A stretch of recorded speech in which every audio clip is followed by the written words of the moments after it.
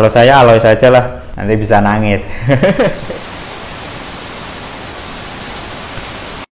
Halo semuanya, lama tak jumpa ya dengan saya Murdi di channel 2 Roda MTB.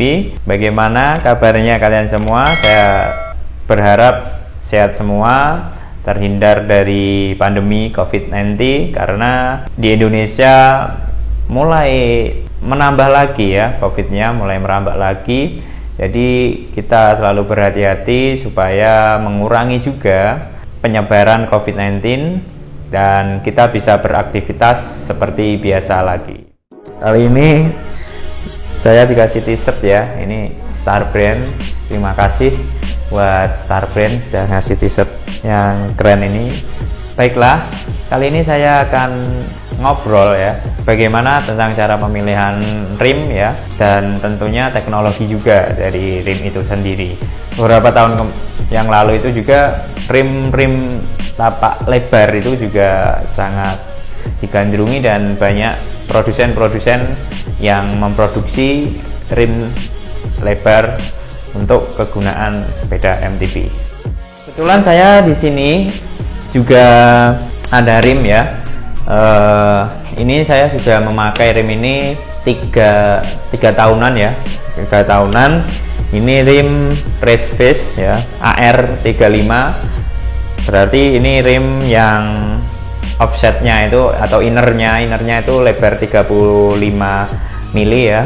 Jadi ini rim termasuk rim yang tapak lebar. Baik, langsung saja yang pertama. Asymmetris rim itu apakah ada hubungannya dengan performa dari sepeda itu sendiri? Ya, tentunya saya pernah membaca ya dari sebuah web ya. Untuk asymmetris rim itu dirancang itu supaya memberikan kekuatan dari jari-jari spoknya. Jadi penggunaan asymmetris rim itu ada hubungannya juga dengan perkembangan sepeda teknologi Bosch, atau yang depan menggunakan 110 ya untuk TA-nya lebarnya, dan kemudian yang belakang itu menggunakan 148. Nah, semakin lebarnya hub atau free hub itu sendiri, untuk center line yang ada di rim itu akan berbeda. Makanya ada produsen yang mengeluarkan atau memberikan teknologi terbaru ya untuk mengatasi hal tersebut. Ini untuk gambarannya dari sini. Jadi perbedaan yang menggunakan rim non asimetris dengan hub free hub yang Bosch dan menggunakan yang non asimetris ya. Nah, nanti perbedaannya di sini itu bisa dilihat dari center line-nya itu sendiri, yang menggunakan asimetris ya dan menggunakan non asimetris itu berbeda. Kalau menggunakan asimetris itu lurus ya, dia jari-jarinya lurus. Kemudian yang non asimetris dia agak miring. Jadi ya bisa tapi itu untuk kekuatan atau kekakuan dari rimnya itu akan berkurang. Itu kalau dilihat dari webnya seperti itu.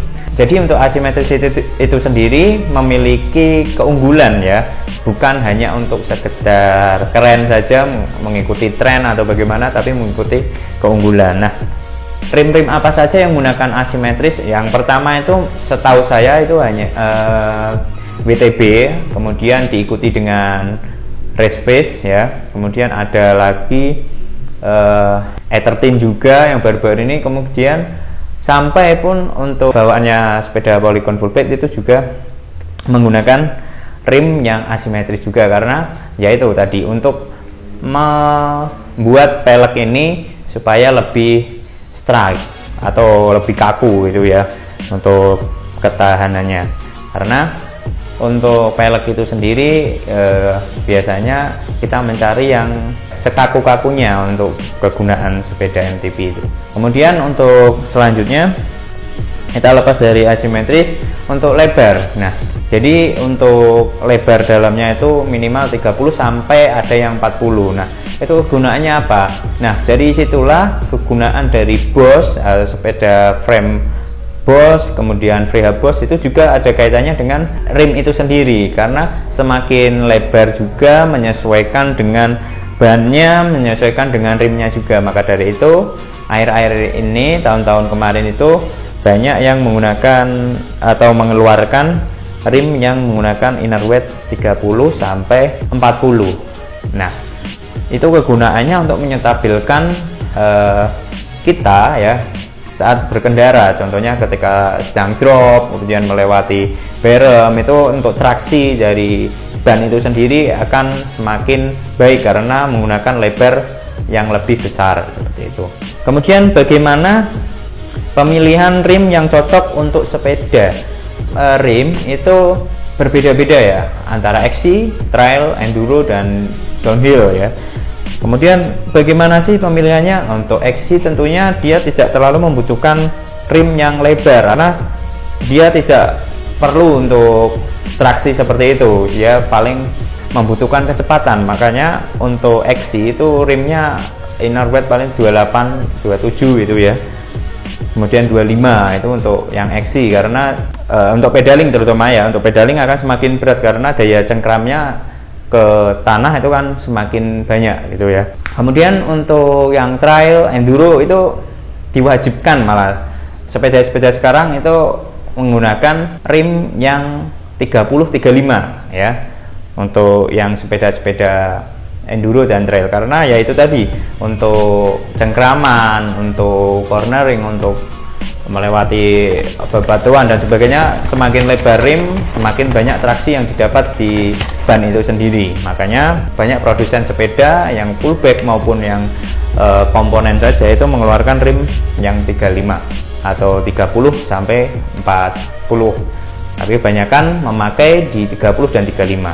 Untuk sepeda DEA itu kebanyakan dia tidak terlalu lebar ya, dia paling menggunakan rim 30 karena untuk kecepatan ya, kembali untuk kecepatan juga, sehingga untuk traksi juga perlu, tapi kebanyakan saya melihat sepeda DEA itu rimnya tidak terlalu lebar, paling 30, tidak menggunakan 35 seperti itu ya. Tadi pemilihan rim ya mungkin bisa disesuaikan dengan Anda yang sering menggunakan di medan mana. Kalau menggunakan XC ya inner weight-nya di bawah 30, kalau menggunakan trail enduro itu menggunakan rim yang 30 sampai 35. Itu ya tadi untuk pemilihannya. Ada hubungannya enggak dengan ban? Tentu ada ya. Untuk penggunaan ban itu juga menyesuaikan dengan lebar. Maka dari itu Maxxis juga mengeluarkan yang seri WT itu untuk digunakan minimal untuk rim yang lebar 30 mm. Kalau menggunakan di bawahnya bisa nggak?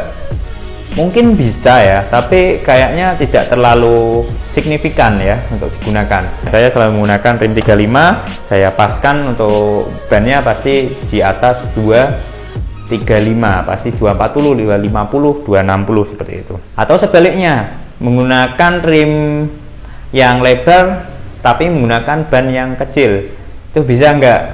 Ya itu tadi kembali. Kalau kita menggunakan rim yang lebar 30 misalkan ya, atau menggunakan rim yang 35 dikasih ban yang di bawahnya ukuran 235, itu sepertinya ya itu kurang untuk performanya karena tidak sesuai dengan peruntukannya.